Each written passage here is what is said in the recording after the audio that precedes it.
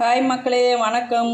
இன்றைக்கி அரைக்கீரையை வச்சு ஒரு கடையல் பண்ணிடலாம். வாங்க எப்படி செய்யலாம்னு சொல்லி பார்ப்போம். நான் அரைக்கீரையை எடுத்து நல்லா க்ளீன் பண்ணிவிட்டு அலசி வச்சுருக்கேன் 3 தண்ணியில். அடுத்ததுக்கு தேவையான ஐட்டம்லாம் என்னெல்லாம் போட்டு வேக வைக்கணும்னு பார்ப்போம். முதல்ல ஒரு 2 டம்ளர் தண்ணி வச்சு 2 தக்காளி, ஒரு 10 பல் பூண்டு, 3 பச்சை மிளகா போட்டு நான் வேக வச்சுருக்கேன். முதல்ல கொஞ்ச நேரம் ஒரு 5 நிமிஷம் நல்லா வேக விடுங்க. அப்புறமா தான் லாஸ்ட்டாக தான் கீரை போடணும். இது புளி போட்டு கடையல். பருப்பு போடுறதா இருந்தால் இங்கே தனியாக பருப்பு வேக வைக்கும்போது இதை போட்டுக்கலாம். புளி இதிலே போட்டுருவோம். இதில் சாம்பார் வெங்காயம், ஒரே ஒரு வெங்காயம் போட்டுக்கலாம். நல்லா ஒரு 5 நிமிஷம் நல்லா வேகட்டும். 5 நிமிஷம் நல்லா வெந்துருச்சுங்க. இப்போ கீரை எடுத்து போட்டுடலாம். தண்ணி வடிச்சிட்டு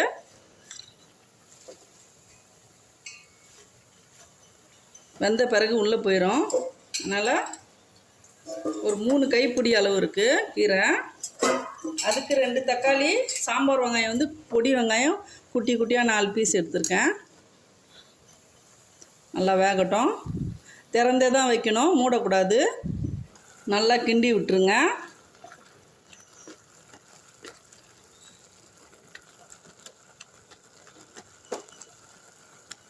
இதுவும் 5 நிமிஷத்தில் வந்துடும். பொதுவாகவே கீரை வேக வைக்கும்போது வெங்காயம், பச்சை மிளகா, தக்காளி, வெங்காயம்லாம் பூண்டுலாம் கீரையோட போட்டு வேக வைப்பாங்க. இந்த மாதிரி தண்ணி வச்சுட்டு தனியாக வெந்த பிறகு நம்ம ஓரளவுக்கு வெந்த பிறகு நம்ம கீரையை போட்டு ஒரு கொதியில் நம்ம ஆஃப் பண்ணிட்டோம்னா கீரையும் அதிகம் வேக்காடு இருக்காது. அதே சமயம் நம்மளுக்கு கடையிறதுக்கு ரொம்பவே யூஸ்ஃபுல்லாக இருக்கும். அவ்வளோதாங்க, வெந்துருச்சு. ஆஃப் பண்ணிடலாம். இது நல்லா ஆறட்டும். பருப்பு செட்டில் போட்டு கடைஞ்சிடலாம். கீரை நல்லா கடைஞ்சாச்சு. தேவையான அளவு உப்பு போட்டுக்கலாம். நான் ஒரு 1/2 டீஸ்பூன் போட்டுக்கிறேன். அவ்வளோதான். இப்போ ஒரு தாளிப்பு கொடுத்துடலாம். கொஞ்சமாக நல்லெண்ணெய் ஊற்றிக்கலாம். கடுகு போட்டுக்கலாம். சீரகம் ஒரு சிட்டிக்கை போட்டுப்போம். 2 காஞ்ச மிளகா, கொஞ்சமாக உளுத்தம்பருப்பு நல்லா வறுபடுத்தோம். இது சாதத்தில் பரட்டி சாப்பிட்டோம்னா ரொம்பவே டேஸ்ட் அருமையாக இருக்குங்க. இந்த ஸ்டைலில் செய்யும்போது நல்லா வறுத்து விட்டுடலாம். ஒரு 4-5 பூண்டு பல் எடுத்து உரித்து தட்டி வச்சுருக்கேன். கொஞ்சமாக கருவேப்பிலை எடுத்துருக்கேன். இதையும் போட்டுப்போம். தீயை குறைச்சி வச்சுட்டு போடுங்க. நல்லா வதக்கி விட்டு கீரை எடுத்து ஊற்றிடலாம்.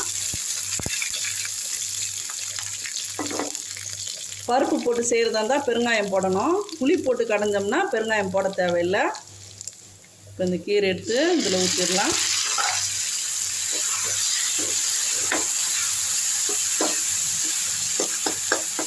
கொஞ்சம் சட்டியில் எடுத்து போட்டுடலாம்.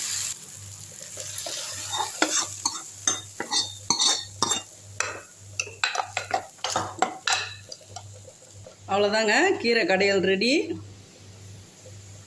இந்த அரைக்கீரை கடையல் உங்களுக்கு ரொம்ப பிடிச்சிருந்தா ஒரு லைக் கொடுத்துருங்க. வீடியோ பிடிச்சிருந்தா லைக் பண்ணுங்கள், ஷேர் பண்ணுங்கள், சப்ஸ்கிரைப் பண்ண மறக்காதீங்க. தேங்க்யூ மக்களே.